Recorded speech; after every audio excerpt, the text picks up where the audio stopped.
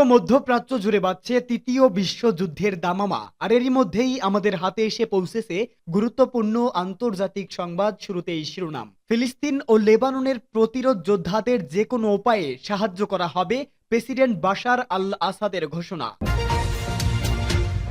ইসরায়েলের বিরুদ্ধে যুদ্ধ অপরাধের অভিযোগ হিউম্যান রাইটস ওয়াচের।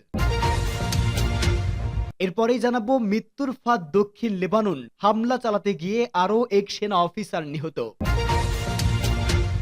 এদিকে বিশ্ববাসী বিশ্বাস করেছে ইরান শান্তি ও নিরাপত্তা চায়, প্রেসিডেন্ট পেজোশকিয়ানের মন্তব্য।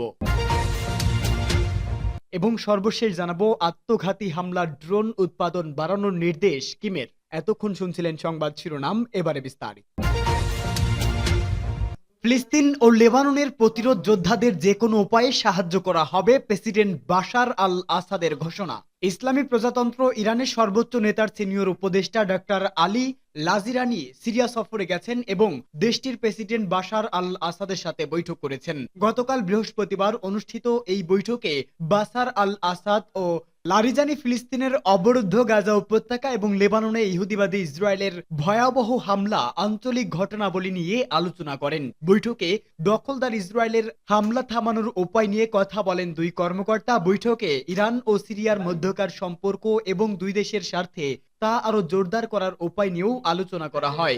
বৈঠকে সিরিয়ার প্রেসিডেন্ট ফিলিস্তিনি জনগণের ঐতিহাসিক অধিকার রক্ষার প্রতি বিশেষভাবে জোর দেন। তিনি ফিলিস্তিন ও লেবাননের প্রতিরোধ যোদ্ধাদের যে কোনো উপায়ে সাহায্যের প্রতিশ্রুতি ব্যক্ত করেন। পাশাপাশি দখলদার সেনা গাজা ও লেবাননে যে হামলা চালাচ্ছে তার অবসানের কথা বলেন। অন্যদিকে ডক্টর লারিজানি ইরানের পক্ষ থেকে সিরিয়ার পাশে থাকার প্রতিশ্রুতি ব্যক্ত করেন। পাশাপাশি সিরিয়াকে সব ধরনের সমর্থন দেওয়ার প্রস্তুতির ঘোষণা করেন।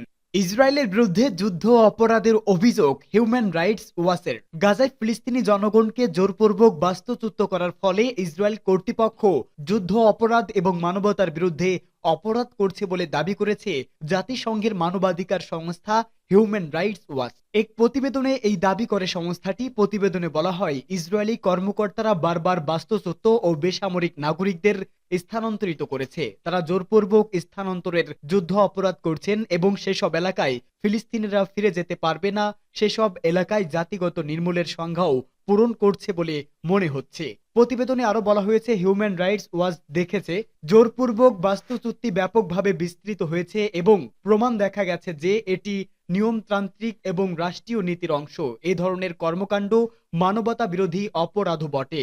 ইসরায়েলি সামরিক বাহিনী বা পররাষ্ট্র মন্ত্রণালয়ের পক্ষ থেকে তাৎক্ষণিকভাবে কোনো মন্তব্য করা হয়নি। তবে এর আগে ইসরায়েলি কর্তৃপক্ষ বলেছিল তাদের সামরিক পদক্ষেপ আন্তর্জাতিক আইন মেনেই করা হয়েছে। যুক্তরাষ্ট্র 1997 সালে হামাসকে সন্ত্রাসী সংগঠন হিসাবে চিহ্নিত করে। ইসরায়েল, মিশর, ইউরোপীয় ইউনিয়ন এবং জাপানও হামাসকে সন্ত্রাসী গোষ্ঠী হিসাবে বিবেচনা করেছে। সশস্ত্র সংঘাতের আইন বেসরকারি নাগরিকদের সুরক্ষার জন্য বা অপরিহার্য সামরিক কারণে প্রয়োজন না হলে অধিকৃত অঞ্চল থেকে বেসামরিক জনগণকে জোরপূর্বক বাস্তুচ্যুত করা নিষিদ্ধ করা। ইসরায়েল বলেছে বেসামরিক নাগরিকদের যুদ্ধ থেকে নিরাপদ রাখতে বা সামরিক লক্ষ্য অর্জনের লক্ষ্যে বাস্তুচ্যুতি জরুরি। ফিলিস্তিনি চিকিৎসকরা জানায়, গাজার উত্তরাঞ্চলে 6 জন নিহত হয়, তার মধ্যে একটি বাড়িতে ইসরায়েলি হামলায় 3 শিশু নিহত হয়েছে। মৃত্যুর ফাঁদ দক্ষিণ লেবানন, হামলা চালাতে গিয়ে আরও এক সেনা অফিসার নিহত, ড্রোন হামলায় আহত 2। লেবাননের দক্ষিণ সীমান্তে হিজবুল্লাহ প্রতিরোধ যোদ্ধাদের হামলায় ইহুদিবাদী ইসরায়েলের আরও এক সেনা কর্মকর্তা নিহত হয়েছে। এই ঘটনায় অন্য এক কর্মকর্তা মারাত্মকভাবে আহত হয়েছেন। ইসরায়েলের বর্বর সামরিক বাহিনী জানিয়েছে গতকাল এই হতাহতের ঘটনা ঘটেছে। এছাড়া হিজবুল্লাহ যোদ্ধাদের হামলায় উত্তর ইসরায়েলে আরও 2 সেনা আহত হয়েছে। তাদেরকে হাইফার রামবাম হাসপাতালে ভর্তি করা হয়েছে। ইসরায়েলের গণমাধ্যম বলেছে, যখন দুই পক্ষ সম্ভাব্য যুদ্ধবিরতির বিষয়টি নিয়ে সামনে এগোনোর চেষ্টা করছে, তখন লেবানন সীমান্তে সংঘাতের মাত্রা বেড়ে যাওয়ার খবর পাওয়া যাচ্ছে। ইহুদিবাদী ইসরায়েলও লেবানন এবং সিরিয়ায় হামলা অব্যাহত রেখেছে। ইসরায়েলের সামরিক বাহিনী জানিয়েছে, লেফটেন্যান্ট ইভরি ডিকস্টেইন নামে 21 বছর বয়সী সেনা অফিসার গতকাল হিজবুল্লাহ যোদ্ধাদের সাথে প্রচণ্ড সংঘর্ষের সময় নিহত হয়। বিশ্ববাসী বিশ্বাস করেছে ইরান শান্তি ও নিরাপত্তা চায়, প্রেসিডেন্ট পেজেশকিয়ানের মন্তব্য। ইসলামী প্রজাতন্ত্র ইরানের প্রেসিডেন্ট মাসুদ পেজেশকিয়ান বলেছে, আন্তর্জাতিক সম্প্রদায় বিশ্বাস করছে যে ইরান বিশ্বে শান্তি ও নিরাপত্তা চায়। তিনি জোরালো ভাষায় বলেন, ইরানের পরমাণু কর্মসূচির পুরোপুরি শান্তিপূর্ণ।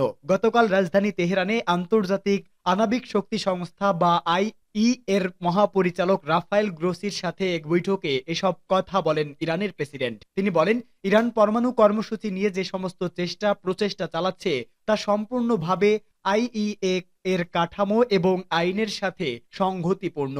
তিনি আরো বলেন, আমরা অতীতে যেভাবে আমাদের সদিচ্ছা দেখিয়েছি, ভবিষ্যতেও একইভাবে আন্তর্জাতিক এই সংস্থার সাথে সহযোগিতা করতে প্রস্তুত রয়েছি।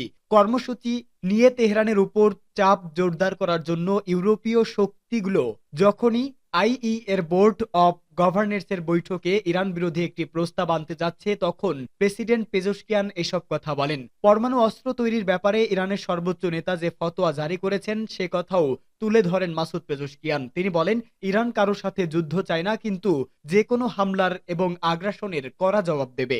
বৈঠকে রাফায়েল গ্রোসি ইরানের প্রেসিডেন্ট শান্তি কেন্দ্রিক বক্তব্য ও দৃষ্টিভঙ্গির প্রশংসা করেন। পরমাণু কর্মসূচি সংক্রান্ত বিষয়গুলোতে ইরানি কর্মকর্তাদের সহযোগিতার কারণে তিনি কৃতজ্ঞতা প্রকাশ করেন। গ্রোসি বলেন, আমরা গভীরভাবে বিশ্বাস করি যে আপনার নেতৃত্বে ইরান এবং এর মধ্যে সহযোগিতার ক্ষেত্রে একটি নতুন অধ্যায়ের সূচনা হবে। আত্মঘাতী হামলা ড্রোন উৎপাদন বাড়ানোর নির্দেশ কিমের। আত্মঘাতী হামলায় ব্যবহৃত ড্রোনের ব্যাপক উৎপাদনের নির্দেশ দিয়েছে উত্তর কোরিয়ার নেতা কিম জং উন। তিনি এমন সময় এই নির্দেশ দিলেন যখন রাশিয়ার সঙ্গে উত্তর কোরিয়ার গভীরতর সামরিক সহযোগিতা নিয়ে উদ্বেগ বাড়ছে।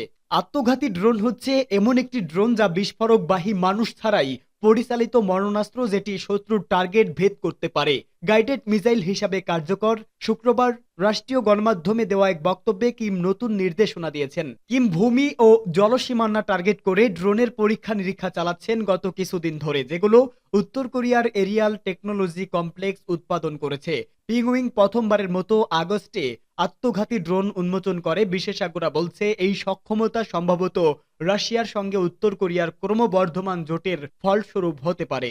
এই পারমাণবিক শক্তিধর দেশটি মস্কোর সঙ্গে একটি ঐতিহাসিক প্রতিরক্ষা চুক্তি স্বাক্ষর করেছে এবং ইউক্রেনে রাশিয়ার যুদ্ধে সমর্থনে হাজার হাজার সেনা পাঠানোর জন্য অভিযুক্ত হচ্ছে, যার কারণে দক্ষিণ কোরিয়ার president Yoon Suk Yeol Russia থেকে উত্তর কোরিয়ায় সংবেদনশীল সামরিক প্রযুক্তি স্থানান্তরের সম্ভাবনা নিয়ে সতর্ক করেছেন।